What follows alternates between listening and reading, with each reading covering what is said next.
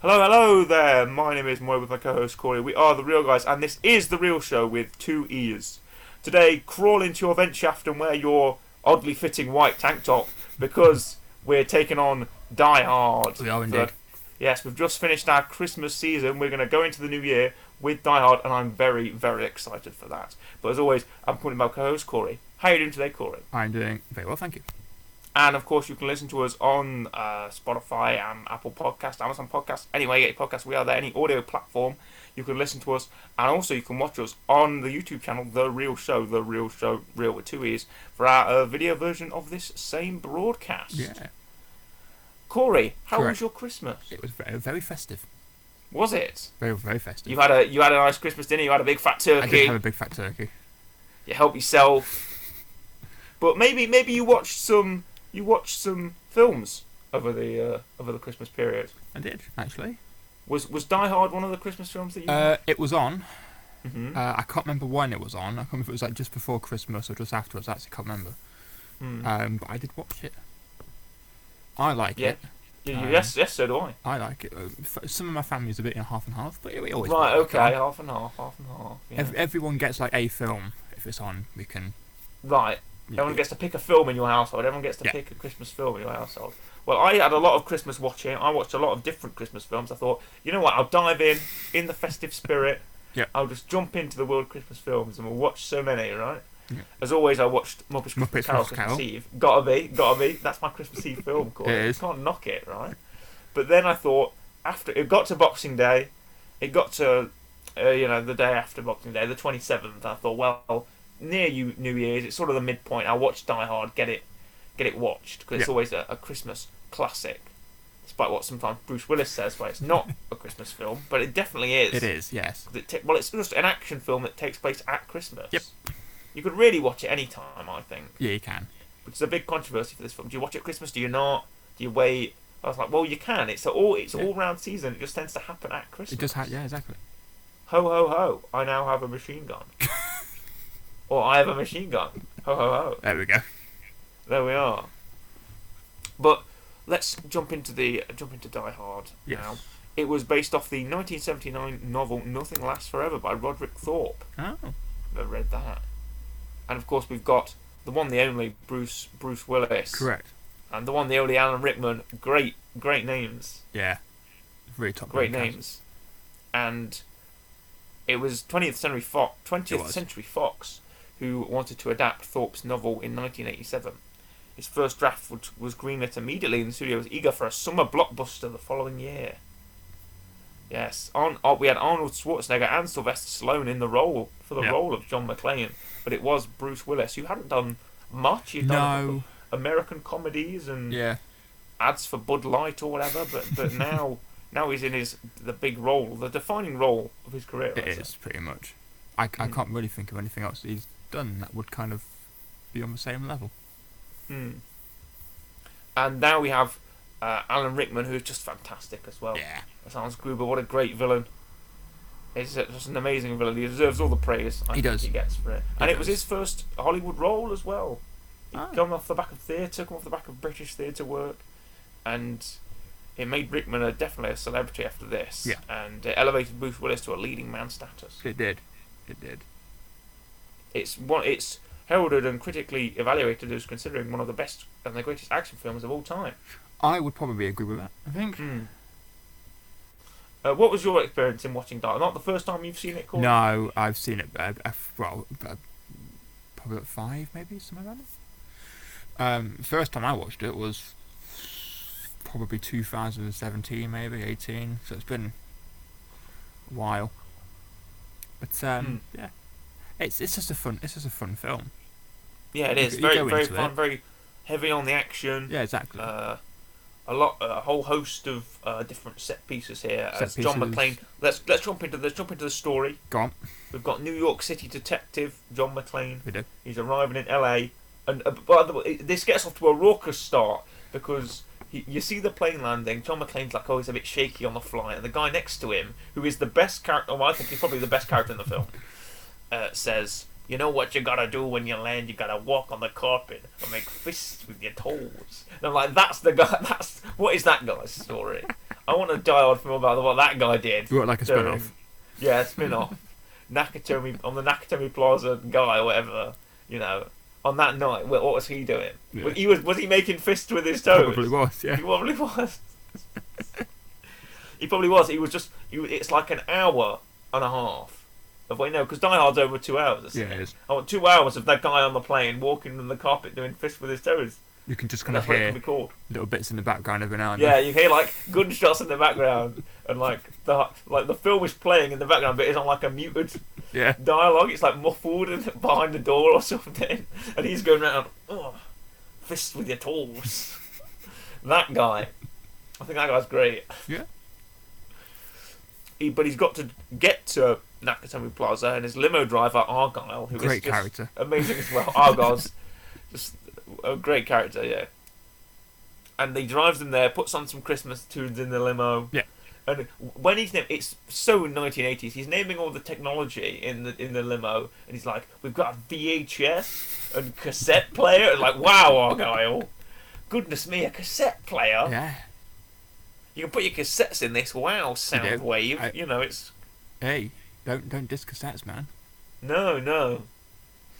But then, as soon as he gets there, he tries to put his wife's name in, Yeah. Holly McLean, but it's Holly Gennaro instead because she's using her maiden name. And she's there with Ellis, who is just this 1980s, yuppie as they're called. And he's all about the stacks of money. He likes his money, and he also likes a bit of, some of that white powder, as you could say. So much that when he's called in by the terrorists, they bring him a glass of Coca-Cola. He's like, that's not the kind of Coke he was asking for, Hans. He wasn't asking for that. If it was a certain time period, it might have been. If it was like exactly. years before. But they pour him a glass of Coca-Cola. It's like, that's not what he asked for when he was asking for Coke. But yeah, Hans and his team arrive. Yeah. The terrorists. What a great intro! They bust in. Those two guys hop over the desk, and he's walking out in the trench coat and the suit. And you're like, oh, there he's arrived. He is right. He means business. And he means business. Everyone is on business here, and he's got Carl, who's the big muscle guy. What name? And yeah, great Carl. It's Carl. Carl, a big muscle guy, and they want $640 million in untraceable bear bonds. Who doesn't? Who doesn't? From the building's vault. So they're not terrorists, despite the fact that that's what Hans Gruber wants everyone to think that they are, including his opening speech, which is so pretentious.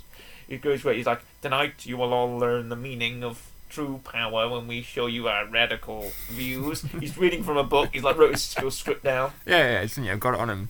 Yeah, he's got it on him. Got his little script on him, and then he goes into because he wants Mr. Takagi to help him open the vault. Yeah, who's the boss at Nakatomi Plaza, and he goes on about who Mr. Takagi is, like Mr.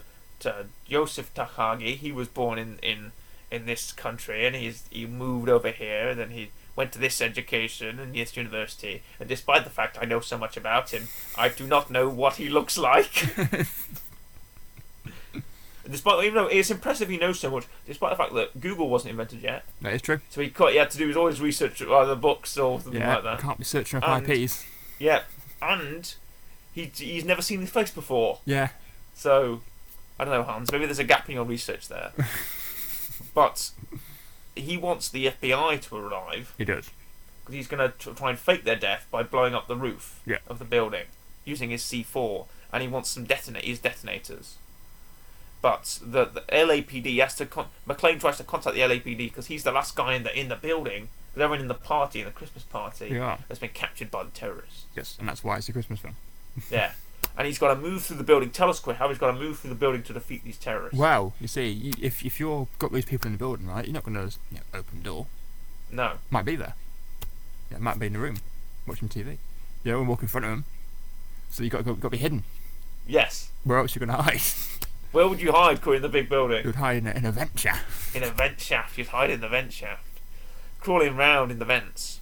With a lighter. And I think Die Hard is responsible for a lot of things. Yeah. But one of the things it is responsible for is sort of modern day stealth games and the hiding in the vent shaft. Yeah. The sneaking round corners. It's not like run and gun again. Arnie and Sylvester Yeah. Stallone, who are the big action hero who can take one punch and knock down the Russian or whatever, right? Or like mow down fields of men with a gun that will never run out of ammunition. But with this, John McClane's biggest problem is he's got no ammunition. No. His pistol runs out, his rifle runs out, he's got no guns. He has to steal guns from people. He's scrappy. He's a scrappy hero. He is. Scrappy underdog. He could be gone at any minute. Yeah, exactly. And that's the tension. Yeah. Gone every minute. Is there 14 or 13 terrorists? I think. Something around that. 12 of them. Let's have a look. And he's got to just avoid. He's got to try and avoid and duck and dodge and jump through the rooms and keep moving. And I like that. Yeah. It's you can almost see it yourself, and it puts you in the role of John McClane yourself. I think when you're watching it, you sympathise with him because he's trapped. He's the last man standing. He's got to defeat all the insurmountable odds to defeat these bank robbers. But to take us through some of the good action. We've got great action in this film. Oh, there is just fantastic. And you know what? Again, we've mentioned this before. Being set in this time period, right? You've got a lot of fantastic action movies. Mm. Again, you mentioned Arnold. You mentioned Stallone. And the thing I like about Die Hard is, like you said, this is more scrappy. This is more hands-on. This is more like grappling, and like you say, even when you got Carl, big boy, like big muscle. He's fighting constantly, doing little tricks, little moves. He's fighting constantly. Yeah. And he's just like scrapping as much as he can. He's in his environment. He's like a glass table. He's doing all sorts. He shoots the guy from under the table. He does. He does. I love that cool move. The guy's on top and the guy's taunting him, and he's like, "Next time you're gonna kill somebody, don't hesitate to do it." And he just mows him down from the bottom of the table, and you go, "Oh, that's great." And he goes, "Yeah, thanks for the advice." It's very much scrappy, and so it's less like just blazing everything. It's tactical. But he's still got the one-liners. He's still got the cool one-liners. He does got quips. He's still got the moving through the quips. Yeah, I like the quips. Well, obviously this was pitched as a Rambo in an office building originally. Yes.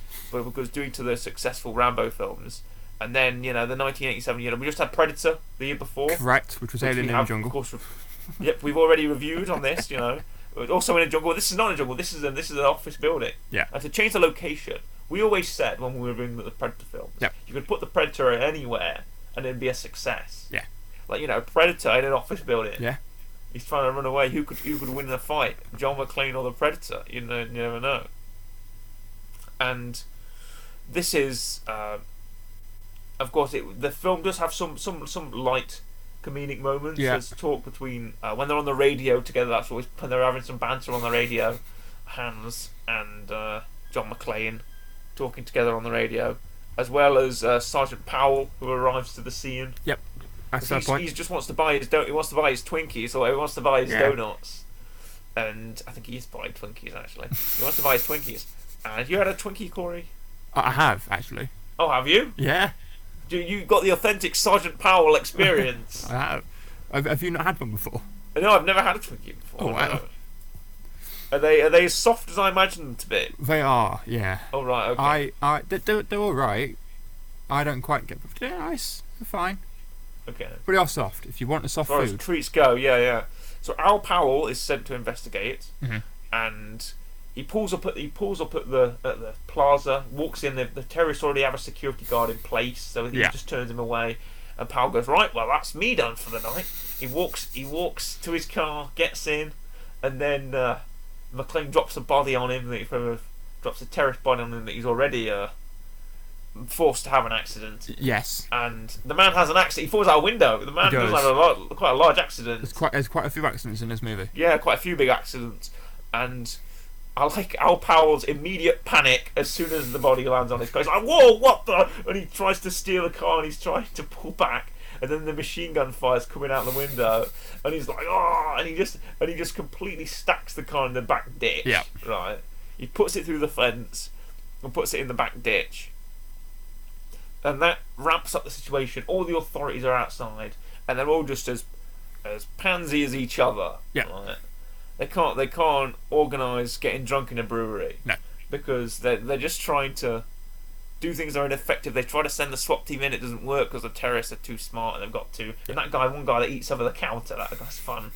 Because because the terrorists are all ready for battle. They've got their guns and their armour, and they're ready. And this one guy's just like he's having chocolate over the front desk. Why not? You know, he doesn't care. But then here come the FBI. Yes. You know, Hans Gruber says, I want my detonators. I give you the FBI. Because it takes 14 seconds to say the word F. I give you the FBI. Does he? And yeah, he does. And well, that's how he say. His accent is. Did you count that, or was that a Google thing? Well, no, he was praised because Alan Rickman was praised, especially by the actor that plays Carl, for learning German and giving the German accent, even to the point where he's a British man, yes, playing a German man, yes, trying to pretend to be an American, yes, which is a lot of layers. There's quite a few there. Yeah, quite a few layers at the point of this film. But we have the FBI arrive with Special Agent Johnson and Special Agent Johnson, who I think that's some kind of commentary. Yeah. They're all the same. They couldn't give that guy the same name in the script, but no, that's the joke, isn't it? That's the joke. They've got the same name because they're the same man. And the FBI arrive and they order the power to be shut off, which Hans Gruber's already anticipated. Yeah. So because it can disable the locks on the vault and allowing it to be open, so they can get the bare bones out the bottom of the vault. See, he's a smart man. A smart man. But the FBI agree to his terrorist demands, which Hans Gruber just makes up half those names he made up. Yeah. He's like, I want the Spanish resistance men freed. I want the Asian Dawn fighters freed. Even when you see his face when he's doing the call, he's like, these are real people, aren't they? Yeah, sure. And then Carl goes like, are they real? And he goes, I read about them in Time magazine. He does that twice as well, because he's the other one where he quotes, because he's talking to Takagi about his suits. He said he got John Phillips London suit. I know I've got two myself. And I think that was Alan Rickman's idea. You might find that in the trivia section where Alan Rickman sort of created this character himself of the guy. He's not your classic criminal. Yeah. He's not wearing the tactical vest or the camo. He's in the suave suit, and he's like Professor Moriarty here. And I love that about Hans Gruber, definitely. Hey, it's always My good favourite to villain have. of the. Yeah, and we're gonna have some. Because if we ever go through the Die Hard films, which we may well do, probably will do through January, I think that we'll find that there's a lot of people that try to do the Hans Gruber, but not many people can do the Hans Gruber. How many is there? Is that 5? Only 4? Alan Rickman can do the Hans Gruber. How many Die Hard films exist now? There's a lot. There is, yeah. There's a lot. I'm not going to make any promises, but we've got Hans Gruber's losing his men, so he's got to go up and check on the roof anyway, because he's got his C4 rigged up there, and he encounters John McClane, but he has to pretend to be someone else because they've never actually seen each other. No, they've only heard each other's voices, so he has to pretend to be someone. And this is the intelligence of Hans Gruber, right? He says, "What's your name, John McClane asks him, and Hans Gruber says, "I'm Bill Clay." Yeah. And he looks at the list, because he's got the list of names next to him, because of people, because it's on the roof. And it says W.M. Clay, which is William, originally. Probably. And Bill is short for William. It is. So he's very, a lot of smarts going up there. Very, very smart man. But I wonder if Corey is going to be smart. I wonder if he'll be Die Hard for some trivia.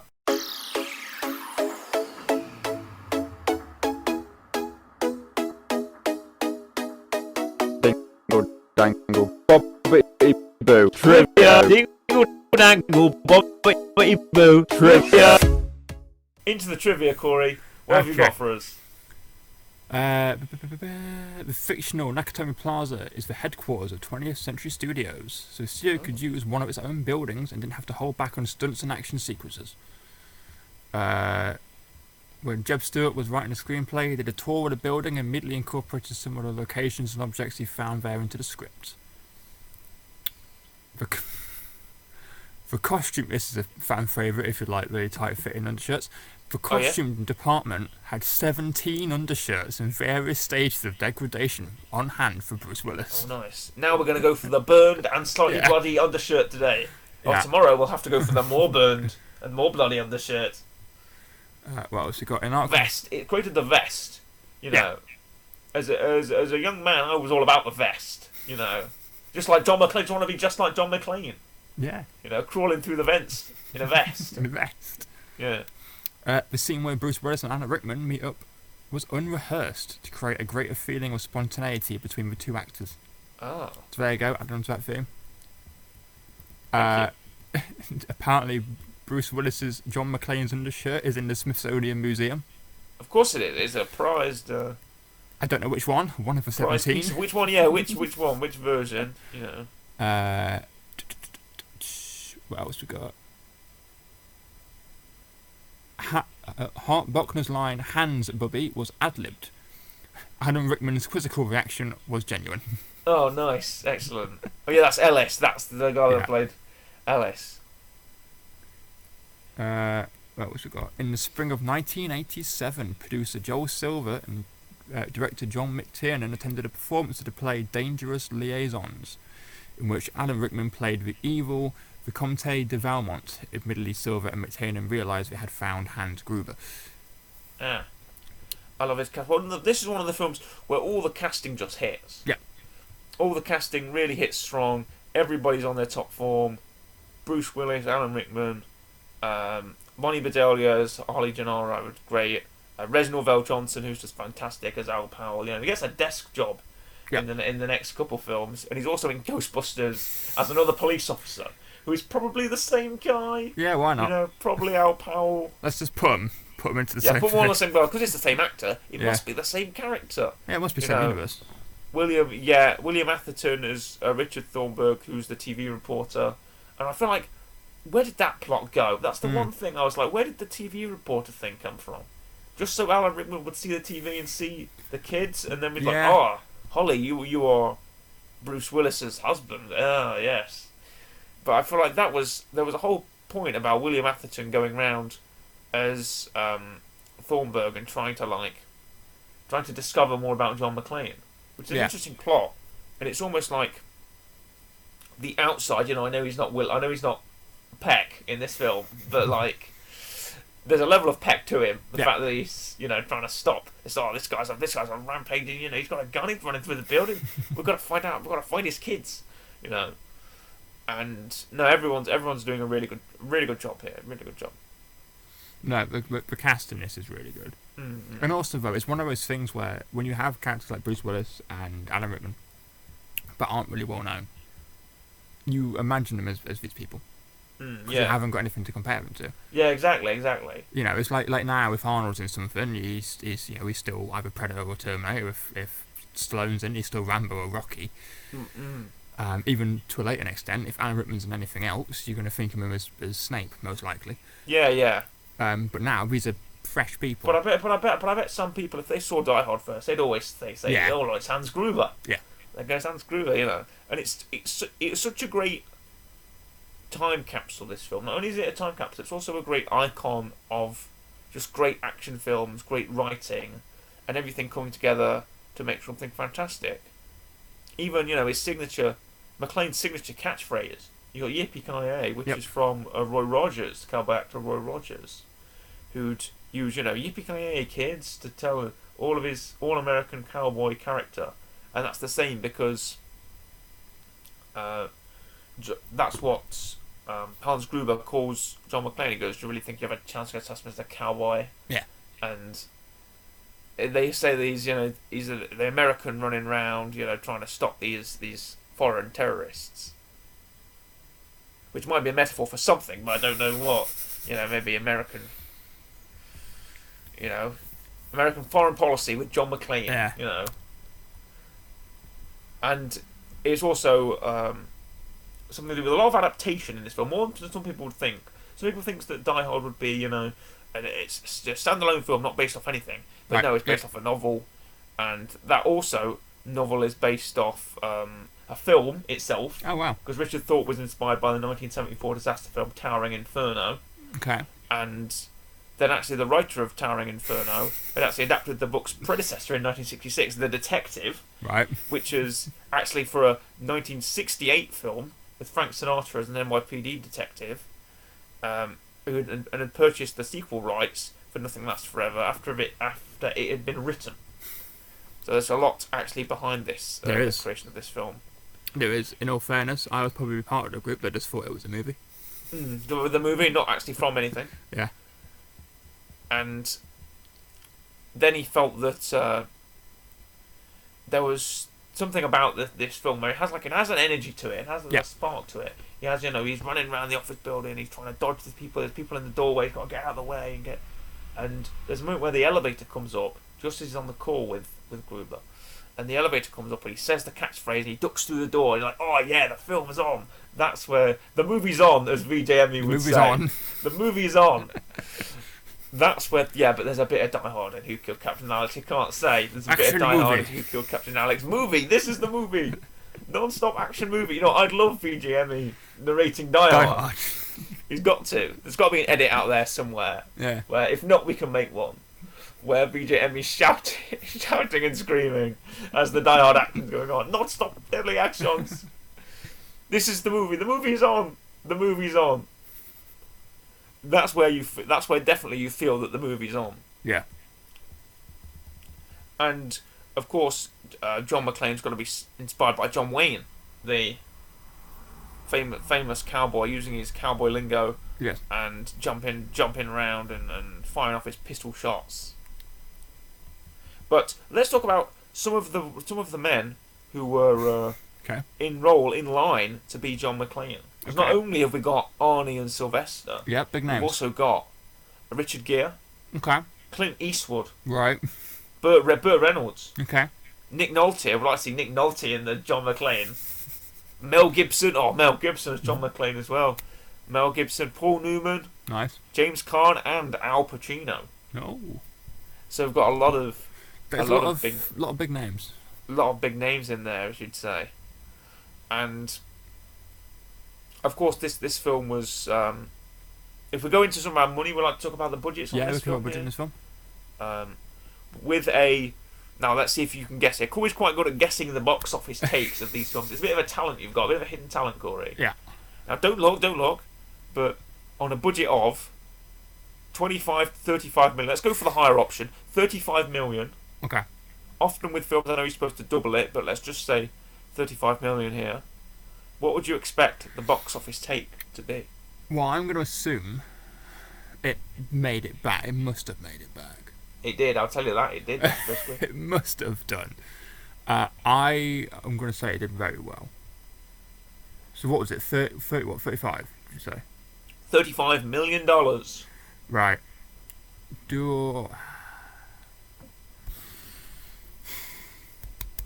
Okay, it definitely cracked 100.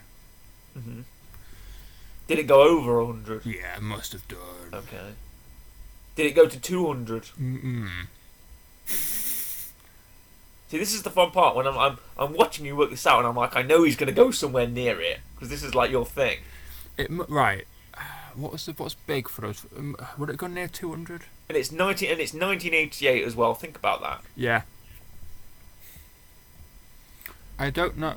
This is the thing, because obviously now, like sometimes now you get films and they go. And it was released in July, shoot. So we're not even talking about a Christmas period release here. Yeah.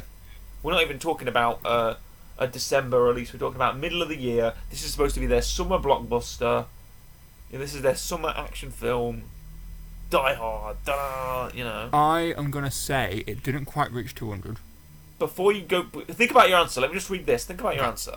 At the bottom of its Wikipedia article, I'm just checking it here, it says, due to its Christmas Eve setting, Die Hard is often named as one of the best Christmas films, although its status as a Christmas film is disputed. Yeah. Anyway, and what do you think, Corey, for the box office take? Okay, you know what? Because I don't think it's quite 200, but I think it's over 100. I'm just going to go in the middle and go about 150. Right. Okay. I think you've done it again, Corey, because the box office take here, the higher number is 141.5 million. Okay. Which is close to 150. Close, if you brought it down by 10, you would have been there. The lower option is 139.8, so I think somewhere between there. I mean, that's like, doesn't it? Yeah. Yeah, 141.5 million. It's deserved. Yeah, well deserved for 20th Century Fox. Yeah. So much deserved. They've made about 5 more. Silver Pictures, yeah, of course. And director John McTiernan as well. And of course, to give some credit to the screenplay, because it's very well written. It's very well written. Very well written. Great dialogue. Jeb Stewart and Stephen E. D'Souza on the writing of this. and good cinematography as well.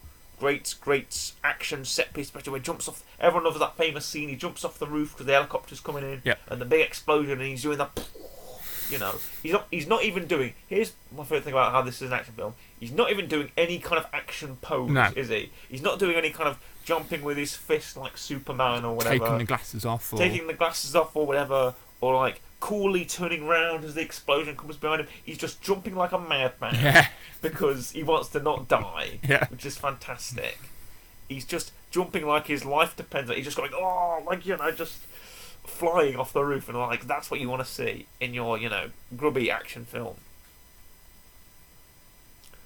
So, and let's get into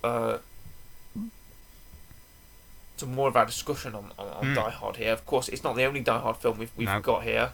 We've got Die Hard 2. Die Hard. We've got Die Hard with a Vengeance. Yeah. We've got Live Free or Die Hard. Great. And a bunch of others. Wow. So, and also this, if you go on IMDb, and you go down to the bottom, not to the trivia section. Corey's already done trivia. Taglines. What do you think the tagline of this film is? Don't look, Corey. But what do you think the tagline of this film is? It's tremendously 1980s. It's. See, I've got one in my head, but I don't know if it is a Die Hard thing. Is it just like it's time to die hard? There's actually several here. Is one of them it's time to die hard? Here we go. I'll kill it. 40 stories of sheer adventure. Great. 40 stories, 12 terrorists, 1 cop. Okay. This. Oh no. This is possibly my favourite one. It will blow you through the. What? It will. Where? It will blow you through the back wall of the theatre. Wow. What, is that a threat? Yeah. What are you gonna do? Are you threatening to blow me away, Die Hard? Die Hard 1988, are you threatening to blow me away in the theatre? That's a bold statement, Take me on a date first, buy me a drink. Right. 12 terrorists, 1 cop. The odds are against John McClane. Okay. That's just the way he likes it. Right. Oh, Sure. yeah. Sure. He's the only chance anyone has got. Yeah. That's a very vague statement. It's Christmas Eve. This timeline even says, it's Christmas Eve in L.A. and the party's action is about to explode. Nice. ... on the 40th floor. Like it could happen on the 39th floor. Yeah, why not 37?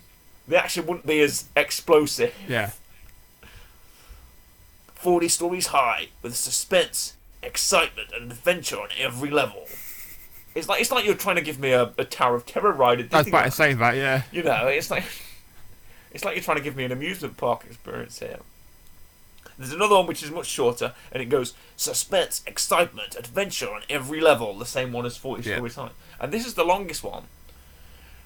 High above the city of L.A., a team of terrorists has seized a building, taken hostages, and declared war. One man has managed to escape, an off-duty cop hiding somewhere inside. He's alone, tired, and the only chance anyone has got. That just Which keeps... is effectively telling me what the film film just is keeps going. It just keeps going. This is so 80s. I miss when films had like a signature tagline. Yeah. I miss it. Imagine seeing Die Hard and saying, it will blow you through the back wall of the theatre. You go, oh my god. Should bring that back. We've got to go see this. Yeah, someone should bring that back. Yeah, someone should bring back the explosive tagline of a film. Just the so 80s. All this is so 80s. It's absolutely awesome. Nothing does an action tagline like an 80s film. And on some of the goofs here, we've got several times during transmissions with the two-way radio, characters interrupt each other, which is impossible given the type of radios they're using. Right, yeah. So you can't interrupt each other. Right. But then they'd just be talking over each other. Yeah. Someone should do an edit to Die Hard race that, where they never interrupt each other on radio, where all the lines in the radio go out the full way they do. So, yeah, John Wayne, he wants to go to the party, but the party finds him. There's another tagline for you. John Wayne wants to go to the party. So John McClane wants to go to the party. Not John Wayne. No. John McClane wants to go to the party, but instead, the party finds him. Da-da, Die Hard. But even when you watch, like... I wonder if you could find the trailer for this. I bet you can. Yeah, you must be able to. The original Die Hard trailer. Here we go. Right, I'll just pull this up here. I'm going to mute it so the audio doesn't interfere with what I've got here. Yeah. Right, yeah, here we go. 30. Oh, this is 30th anniversary trailer. Oh, here's the theatrical trailer here. Theatrical trailer 1 by Cinematic Movie Trailers. There's people that do edits of it and stuff. Right, okay, hold on. Let me mute this. Right, okay. I'm watching it now. Have you got the same thing as me? Wait, yep, I've just skipped an advert. Right, theatrical trailer 1 by Cinematic Movie Trailers on YouTube. Not a weekly rec, but Nope. I guess we could. So here we have the set. Here we have the setting here. 20th Century Fox logo. There's Mr. Takagi. There he is. What a wonderful building as well. What a nice setting. Oh look, the gunfire's going off, and here comes Carl. The long hair, the flowing hair. The long hair. He's got great hair on everyone here in this film. Everyone's got great hair. That guy's got great hair. That's Look great at hair. him. Look at that. Great hair. Nope. Oh no. He shot Mr. Takagi, and there's Bruce. He's punching someone with a rifle. Oh, look at that! All of the action. Bruce, look at that! Look at that transition. Oh, it's great. Look at that text, Corey. That is so 80s text. Boom. It slides in. Bruce Willis, Die Hard. It comes in sideways. Oh, and then we've got the explosion. Oh. I want blood. I love that line. It's great. From Carl. And then from the operators, he's trying to... Oh, they've got the helicopter shots. Oh, great. Yeah. This is all your action. This is all you need. If this played in 1988 and I was in a theatre and watching the cinema and this played as a trailer, I'd be like, screw whatever I'm watching. I want to watch this. Yeah. You know, it grabs you with the action. Everyone's so 80s. Oh, there we go. Coming this summer. It will blow you to the back of the theatre, or whatever it says. It will blow you off. You know, whatever it's trying to tell you. Yeah. But let's go trailer. To the rating. Let's give it a nice, solid, real rating. Yeah. I'm going to go straight away. I'm going to go high. 9. I was going to give it an 8.5. Ooh. Why the 8.5, Corey? I don't know, in all fairness. I'm trying to think, because like 9 is quite good for us. Mm. Like 9 and 9.5 are very good. Very, very rarely do we give 10. So which is something that I didn't actually intend for us to do. Yeah. When we started this program. So like, this is our first episode of 2024. As we do this is our first episode of 2024, and 2 films have a 10 from us within 3 years. Yeah. Two films were given 10, and then I think 2 films got 10 in the episode. Right. Because you gave Rogue One 10, I gave School of Rock 10, and then I gave Visions a 10 in the episode. Yep. And I gave Willow a 10 in the episode. Okay. So you've only given 1. Yes, I've only given 1. Well, technically that makes it 4 then, if we're counting. If counting review episodes, not like. Yeah. I've given 1 as a rec, 2 in the episode. Yeah, exactly. I say that's 4. I'd say we give 4. The 4 makes us sound better. It makes someone more giving of a 10. Yeah. It does. So I'll say 4 things have got 10s from us. Weirdly, 2 of them are Star Wars. Yeah, we are. And 2 are Star Wars, and Willow is also involves George Lucas. George Lucas, yeah, it does. And Warwick Davis. Yeah. You know what I want to see? Warwick Davis in Die Hard. Be good at Adventure Chefs. He would. You know? He'd be good in the Chefs. Yeah, he would. He'd be able to crawl up the hide in there. You'd never suspect him, and he'd jump down on him. He's like Leprechaun. It's like watching Leprechaun in... Yeah. You know there's like 7 Leprechaun films? The Leprechaun in Die Hard, you know. Leprechaun versus 12 terrorists. Why is there that many? 12 terrorists, 1 leprechaun. The action will blow you, the leprechaun will blow you away, or something, you know. It's like Leprechaun in the Hood, or Leprechaun comes back to the Hood, you know. That kind of thing. Leprechaun in Nakatomi Plaza. But no, I would say an 8 point. Maybe on a good day it would stretch to a 9. 8.5. I'm giving it a confident 9. Now, for the weekly rec. Correct. It's yours, it's mine? Yours. It's yours. It's mine. It's mine, Corey. This is yours. It's my weekly rec. And there's one man who is the star of Die Hard. Okay. Right? And it may be Bruce Willis, but it's also the one and only Alan Rickman. Correct. Now, he's known for Die Hard. He is. He's known for Sweeney Todd, for Robin Hood. Yeah. For Harry Potter. Yeah. One thing he may not be as well known for is Galaxy Quest. Okay. Now, have you seen Galaxy Quest? I Corey? have not seen Galaxy Quest. 1999 Galaxy Quest. I believe I've seen Yes. about 2 minutes of this film Right. because I was on the TV. It was the one Yes. I'm thinking of, and it was on like the TV guide on the TV, and someone I was with was like, "Oh, is that the film with Alan Rickman where he's an alien?" Yes, he is. And So he's an actor who plays an alien, but it's a Star Trek parody. Yeah. And it's got Sigourney Weaver, it's got Tim Allen, it's got Sam Rockwell, you know. And so we watched it for 5 minutes waiting for Alan Rickman to pop up. Yeah, Alan Rickman did pop up because he plays Alexander Dane. Yeah. And I love Galaxy Quest, and I'm happy to give it an 8. Nice. And I hope we actually end up reviewing it, because it's been a long time since I've seen Galaxy Quest, and I hope we end up reviewing it at some point, maybe in February. But because we've got a busy January coming up. We've got it stocked We up. have. Not only are we bringing you the much anticipated Cats 2019. Oh yeah. But we're also going to bring you some more Die Hard related action, and we're also going to bring you much anticipated our review of Rebel Moon Child of Fire. Yep. Which we're happy to get into. But yeah, that is my weekly rec for this week. The first weekly rec of 2024. Yes, and it's got an 8. What a start. And it got an 8. What a start! Galaxy Quest. Watch it. Actually, now I'm reminding myself how much I like Galaxy Quest. I've got this weekly rec up. But yeah, we're giving Die Hard 9, 8.5 from Corey, and a solid 8 to Galaxy Quest. And apparently, Galaxy Quest is on Amazon Prime if you subscribe.